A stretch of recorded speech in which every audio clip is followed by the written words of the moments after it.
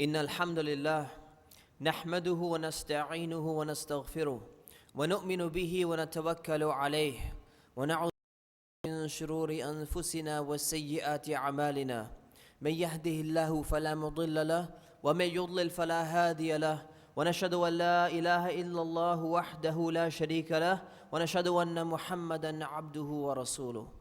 قال الله عز وجل في القرآن المجيد: يا أيها الذين آمنوا اتقوا الله حق تقاته ولا تموتن إلا وأنتم مسلمون.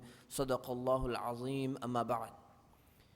We begin by praising Allah, our Creator and Sustainer, the one who we owe our very existence to.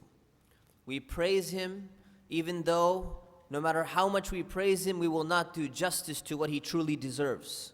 And we ask for His help in every single thing we do in life, because we know without His help, we will not be able to achieve anything. And we ask for His forgiveness in all the mistakes that we have made and we will make in our path of life, because nobody can forgive sins besides Allah, our Creator. And as Muslims, we bear witness that nobody deserves to be worshipped in any way, shape, or form besides Allah. And we bear witness that Muhammad was the last and final prophet and messenger that has been sent for our guidance and the guidance of all people, all humanity, until the end of time.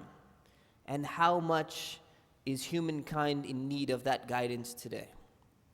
Brothers and sisters, there are about 1.7 billion Muslims on the planet. And if we assume that out of that number, 1 billion Muslims who are adults, they've reached the age of maturity from the Islamic perspective, and they're obligated to pray, they're obligated to fast. And if one of them, assuming, was praying every single day, that would mean have 5 billion people every day praying to Allah subhanahu wa ta'ala on a daily basis. 5 billion prayers to our Creator, to our Sustainer. And of course, this number is to what Allah subhanahu wa ta'ala deserves. Even if 100 trillion people were praying with 100% concentration, to full justice to the greatness and the glory of Allah subhanahu wa ta'ala. But I want you to think about those 5 billion prayers that are being offered. What prayers are they? How much substance is in those prayers? When we talk about function, we talk about substance versus the outward aspect of things. When 5 billion prayers, we're usually talking about the aspect, the motion, the form, the physical part of prayer. But what about the aspect of things? We are fasting in the month of Ramadan. And one of the things we reflect upon while we're fasting is that what are we doing it for? We're not just doing it to avoid food and avoid drink. There's something more detailed about fasting than that. And we had reflected upon that last week, previous week when I gave the khutbah. That fasting is not just about giving up food and drink and intimacy. It's about more than that. Well, the Prophet ﷺ, he reminded us of this in a hadith narrated by Imam Ibn Majah, to be authentic by scholars. He said, رُبَّ صَائِمٍ لَيْسَ لَهُ مِنْ صَائِمٍ إِلَّا الْجُوعِ. That it may be that a person who is fasting may not achieve anything from their fast except hunger. All they got was hunger. They did not benefit spiritually from anything in their fast, because all they did was the minimal aspect of the fasting, and that is refraining from food. But there was no real substance, no real piety, no righteousness, no real reflection of Allah, to Allah in that fast. But the Prophet continued, and he added prayer to the same category. And he said, وَرُبَّ قَائِمٍ لَيْسَ لَهُ مِنْ قِيَامِهِ إِلَّا الصَّلَاةُ. And it may be that a person who is standing up, standing up and praying, like we say when you pray at night, it's called qiyam, from qa'im, you're standing up for a long period of time, whereas other people are relaxing and resting at night. So you did the physical aspect, It may be that a person who's standing up for prayer, rather than sitting down and relaxing, watching TV or something, it may be that this person gains nothing from their standing except getting tired. They gain nothing from it. There's no benefit in their prayer except the physical aspect, stretch out of it. Right? They got a little physical exercise in there, but they gain no spiritual benefit in that prayer whatsoever. The question we must ask ourselves, why? Why is it that if we're praying, and inshallah we're trying to pray more and more if we're not praying all the prayers that we need to, why is it that if we're praying, we're not getting the detail, right? We're just doing the motions. Why are we not going beyond this? And why is it so important? Because Allah subhanahu wa ta'ala told us in the Quran in Surah Taha, He said, Inna Allahu la ilaha illa. He said, I am Allah. Allah says, I am Allah, la ilaha illa ana. There is no deity besides me. No one should be worshipped besides me. Budni. Me. Anybody else. Worship me. And He says, wa aqimus dhikri. And establish prayer in order to remember me. He didn't establish prayer because the most you. In order to remember me.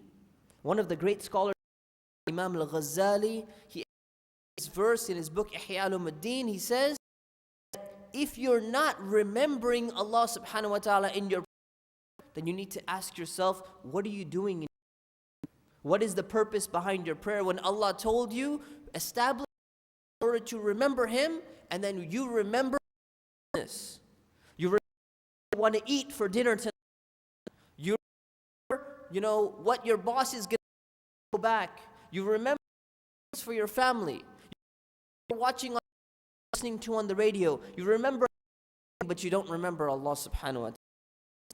What was that prayer that is empty and no substance in there? It's not much benefit. Now, before we move forward, I want everyone to not have the quitter's mentality. Right? Quitter's mentality is, you know what, you're right. You're right. My prayers, I don't even concentrate. There's nothing. I'm not achieving anything in my life. I realize that you're right. So I'm just going to stop praying. That's a quitter's mentality. And Muslims are not. Believers are not quitters. They don't throw in the towel. I'll remind you of something important that somebody had taught me. In fact, this was a convert sister who taught me this.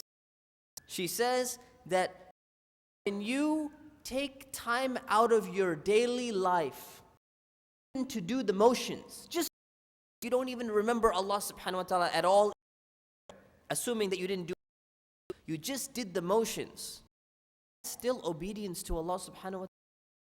The fact that you are in 5 minutes or 10 minutes and you took it out of your schedule at least to stand some of the motions, you at least took a gap and you dedicated, oh Allah, I'm gonna do this for you.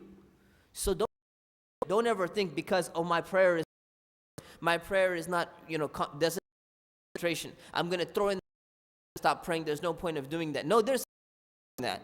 You're still obeying Allah subhanahu wa ta'ala at the minimal level, but we need ourselves to get to a higher level. So how can we do that? Well, there are 3 aspects of prayer.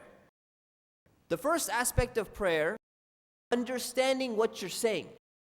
And those of you who are not fluent in the Arabic language, and even who are fluent, they may not know every single what it means when we're praying. So understanding what you say in the prayer, it actually takes about an hour to actually learn what the meaning of the prayer is. Reading a simple translation take that long actually.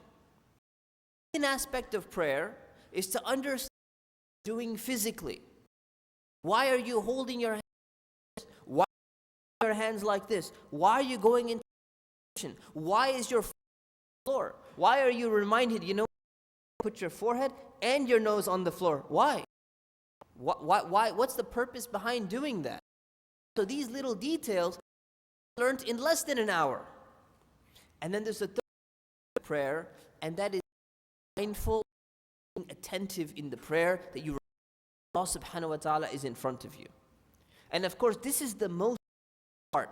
This is the part that we struggle with the most. That we have to constantly renew our intentions, renew our efforts. We're concentrating in our prayers. Today I want to focus on the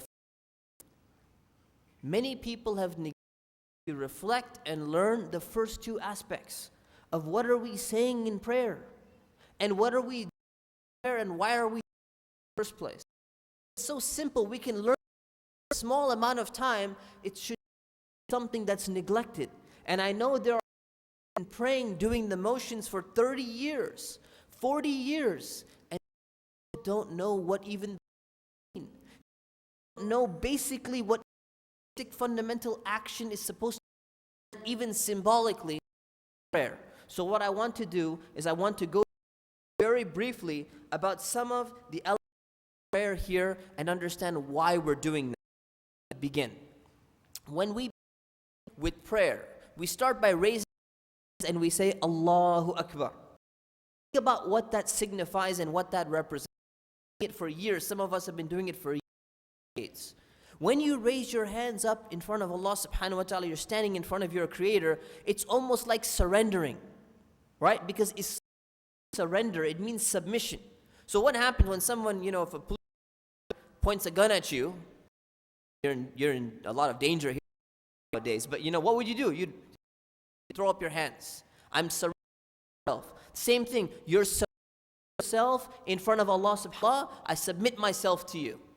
And another thing you can think about is that many of us, we have so many thoughts going through our minds. So when you're raising up your imagine all the thoughts in your mind are going to be distracting you from prayer, you're throwing them behind you. Just get out, right? Just shoo them all away so that you could focus on concentrating in your prayer. And then you begin by saying Allahu Akbar and lowering your hands. Now what does Allahu Akbar mean? Right? When we translate it, we say it means Allah is the great. But in reality, from a grammatical perspective, Akbaru is a comparative, meaning that Allah is something, but the something is not mentioned. So if Allah is greater than something and left out like a variable, it means Allah is greater than everything you could possibly fill in the blank with. You're thinking about your business during prayer, you say Allahu Akbaru. Allah is greater than that. Allah is greater than my business. You're thinking about your stocks going down. This was last few days were a little bit, tough for some people. You're thinking about how much money you lost in the stock market. Say Allahu Akbaru min hadha, or Allah is greater than this. Allah is greater than these thoughts in my mind. Why am I concentrating? Why am I not focusing? Every single time you say Allahu Akbar in your prayer, I want you to think for a moment. I use this to refocus that I was drifting. I was thinking about what I want to order tonight for iftar so I could get a good meal. Allahu Akbar. Oh, I'm in prayer. It's greater than what I want to order. Let me refocus back in my prayer. Not that. And then when we put our hands like this, what does this mean? Holding our hands, whether it's up here or a little bit lower, all of these opinions are acceptable. But what does it mean to hold your hands like this or like this? It's a sign of humility and respect, a sign of submission. Even psychologists will tell you it's a worldwide phenomenon. If you hold your hands in different positions, it gives off a different signal. So if you stand like this, or if you stand like this with one shoulder, or if you stand like this, right? Or if you stand with your hands behind your back, it gives you some different meaning. And when you hold your hands like this, is a sign of humility and respect, and your head is, put down, and a sign of respect and humility. The way you're standing in front of Allah subhanahu wa ta'ala. Think about this. You're not just holding your hands because you're seeing how strong your grip on your right hand with your left hand is. You're not just interfering with your watch and say, should I move my watch to my right side or not to my left side? There's a reason why you're doing it. Reflect upon what you're doing and why you're doing it. It's very important we understand these things. And then you begin with the outside of the other dua you begin with, you say, A'udhu billahi minash shaitanir rajim. Allah subhanahu wa ta'ala for protection. For protection from what? From shaitan, from the accursed Satan who's going to distract you from you concentrating in your prayer. Remember, from the beginning of prayer, you remind yourself that you need Allah's help. Even if you want to concentrate in prayer, you know what doesn't work? If you walk in there and say, you know what, you're right, I need to concentrate in my prayer. This next prayer, I'm going to do it. I will concentrate. I'm making the intention right now. I will concentrate 100% to ask Allah subhanahu wa ta'ala for help. Because you think that you're independently in control of your thoughts and you can handle it by yourself. And the moment you think that, you're going to realize a lesson that you couldn't do it. You can't do it. You can't do things without the help of Allah subhanahu wa ta'ala. So even when you ask for Allah subhanahu wa ta'ala to help you and protect you from shaitan, you are admitting that you don't have full control over your thoughts and you're humbling yourself. And then you begin with Bismillahir Rahmanir Rahim. You begin in the name of Allah to start reciting Surah Al-Fatiha. And Al-Fatiha is the most important surah in the Quran. It is the most comprehensive surah in the Quran. And it begins, Alhamdulillahi Rabbil Alameen. Praise belongs to Allah, the Lord of the worlds. You praise Allah and you remind that He's the Lord of the worlds. He's in control of everything. Ar-Rahmanir Rahim. Despite the fact that He has this much power, He could utilize His power however He wants. He still shows mercy and kindness to everyone. Maliki Yawmiddin. Master of the Day of Judgment, so that you don't forget that it's not only His mercy, but there's justice. And we're going to be held accountable for the things we've done in this life. And Allah is the one who's in control on the Day of Judgment when He's going to hold us accountable for what we've done. Iyyaka na'budu wa iyyaka nasta'een. Now it becomes personal. Now we start speaking directly to Allah, not in the third person. Say, Oh Allah, You alone do we worship. You're the only one we worship. And You're the only one we ask for help. You're basically saying, Oh Allah, I would never worship anyone besides You. Oh Allah, I need Your help and I cannot achieve things on my own. Ihdina as-sirat al-mustaqim. Now comes the most important part of the Fatiha. Oh Allah, the dua, the supplication. Guide us to the straight path. Guide us on the straight path. Not only to the path, but we need to be guided forward. We need to be moving. The path that Allah subhanahu wa ta'ala wants us to follow, that's going to give us success in this life. And then we explain what type of path is that. Siratal ladhina an'amta alayhim. The path of those whom You've blessed. The people who are our real role models. Not the rock stars and the superstars and the actors and the dancers. The people who we really want to be like. غَيْرِ الْمَغْضُوبِ عَلَيْهِمْ وَلَا الضَّالِينَ. Not the people who've earned, who've been angered upon. The people who went astray. The people who've done wrong. So we remind ourselves of this, and then at the end we say, Ameen. What does Ameen mean? We're not just doing it because it sounds good, because the Qari gave a beautiful recitation, and then we make our Ameen exactly the same way that he did it, and we're like, yeah, feel the power in that. Reflect upon the meaning behind when you're saying Ameen as well. Ameen means answer. You're asking Allah, Oh Allah, please answer my supplication. Reminding yourself that, you know what, again, you need Allah's help. What are you asking Him to answer? Which prayer do you want answered? Ihdina as-sirat al-mustaqim. Guide us to the straight path. All of this in every single prayer, 17 units of prayer a day minimum, you should be reflecting upon every single aspect. And I'm not saying that I do it like all the time. This is a reminder for myself as well. This is what we should be doing. And there's so many other aspects of the prayer that are there, which I'm not going to have the time to explain in detail. But what I've done is that after I gave this khutbah one time, somebody came up to me and said, literature, can you tell me what to read so I can get the rest of the meaning of prayer? It's like 4 pages, 5 pages. And at that time, the person came to me, I said, I really don't know, something very brief and concise. He said, what kind of imam are you? Really, the person came to me and said, what kind of imam are you?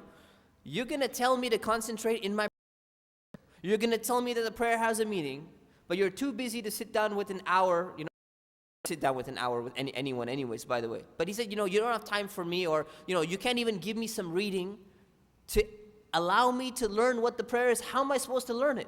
I was never taught in Sunday school. My parents, uncles didn't teach me, and the khutbah never taught me. So how am I supposed to learn? So I said, subhanAllah, that statement always affected me for a very long time. And then I decided, I'm sure but I've just never found anything very concise and basic. So what I decided to do was, I was writing a book for new Muslims. prayer. So I appended in my book, at the end, the last chapter is about the meanings behind the prayer, explaining what you say, why you say it, and also the motions of what you're doing and why you're doing it, to understand the wisdom and the meaning behind what you're saying. So what I've done, inshallah, to make life easier and to shorten this khutbah, inshallah, is I uploaded that chapter onto our website, iioc.com. I'm going to take it down by tonight for free to everyone who wants to go ahead. And the whole book is available for free online as well.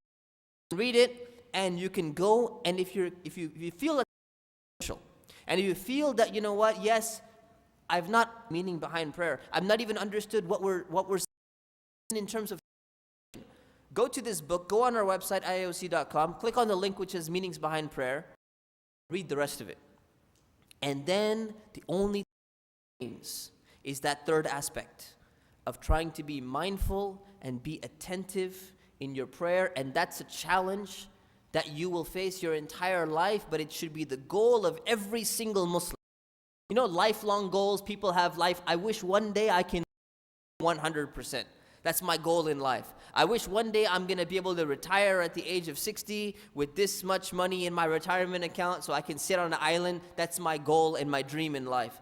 The goal, dream in life for a Muslim should be able to get to the level someday, but to get to the level where every single one of our prayers is full of khushu', full of submission, full of humility, full of concentration, and full of Allah subhanahu wa ta'ala. May Allah subhanahu wa ta'ala allow us to realize and fulfill this dream and this life goal of every single believer.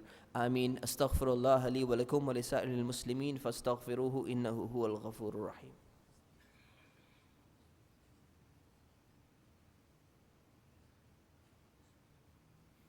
Alhamdulillah, alhamdulillah, wa salatu wa salamu ala rasulillah, wa ba'd.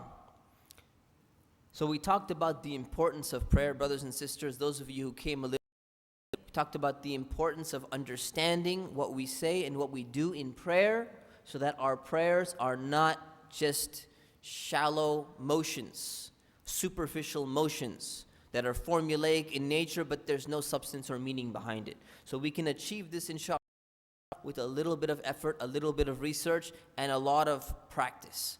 So we ask Allah subhanahu wa ta'ala, oh Allah, help us and guide us at all times. Oh Allah, accept our fasting and accept our prayers. Oh Allah, increase us in concentration when we're praying. Oh Allah, let not other thoughts come and distract us away. Oh Allah, teach us to focus our thoughts and to remove our thoughts of these worldly things from our minds when we are praying. Oh Allah, let us focus more on the afterlife than on this life. Oh Allah, let us prefer the akhirah over the dunya. Oh Allah, allow us to live as true believers and to die in a true state of belief. Ameen. Subhana rabbika rabbil izzati amma yasifun wa salamun ala al-mursaleen walhamdulillahi rabbil alameen. I have a few announcements, quite a few announcements, so just be patient with me. This Tuesday, we have a fastathon. Now this is really important. A fastathon is a competition, a fasting competition for non-Muslims. We're challenging them, nicely challenging them, to try to fast one day. We fast 30 days, try to fast one day. And I'm telling you something, many non-Muslims, they're interested in trying to fast. They're always curious. I wonder what fast is. I can't believe you guys do 30 days. Wow, that's interesting.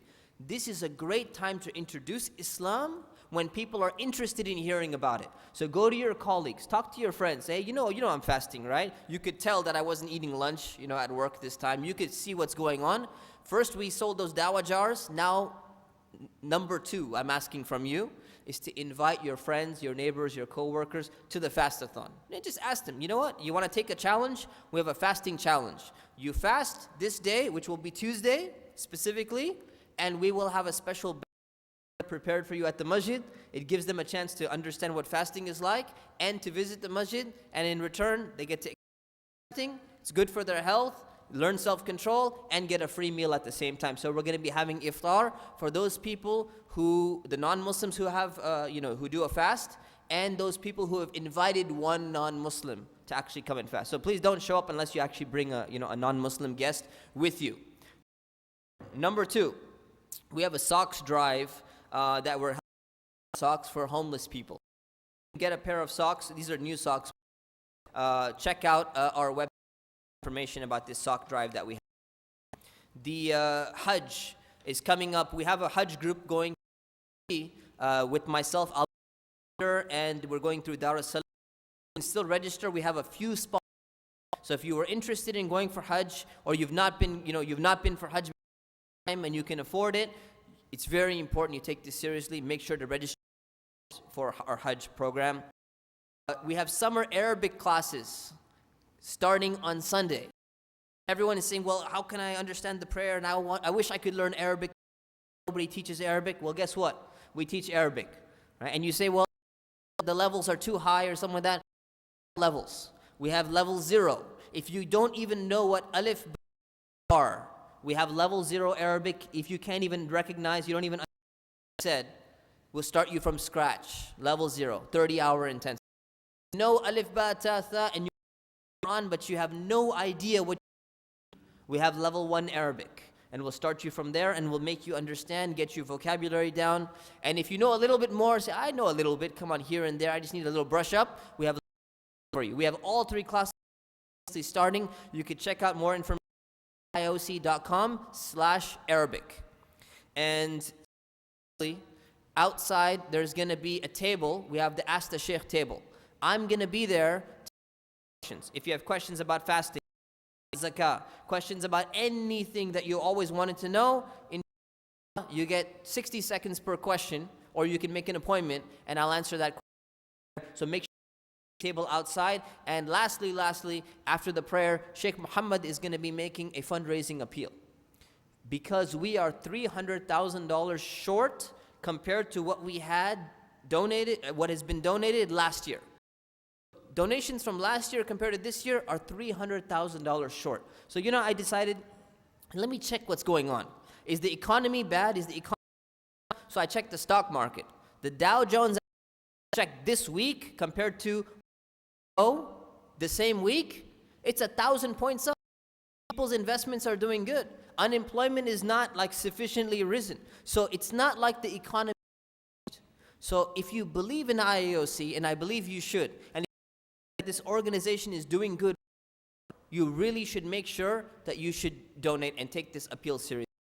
Somebody mentioned to me recently, said the number one reason why people do not donate to charitable causes is simply because they were not asked to. Simple as that. Would want to if they knew that they're supposed to, if they got a reminder. So Sheikh Muhammad is going to be reminding you, and I want to remind you as well, that don't feel like you're doing somebody a favor. Right? You're not doing Allah a favor, you're not doing the masjid administration a favor, or you're not doing the shuyukh a favor. You're actually doing your favor, because your money needs to be purified, you benefit from the services, and I guarantee you the things that we do in this masjid, alhamdulillah, just check out our website. The things that we do in this masjid, most masajid in the United States do not do. The type of prison outreach services we have, the education we have, the other book distributions that we have, all the other projects we have, pretty decent job. So please make sure you take this fundraising appeal seriously. Listen to Sheikh Muhammad, and as soon as he's done with the fundraising appeal, you can see me outside at the table, inshallah.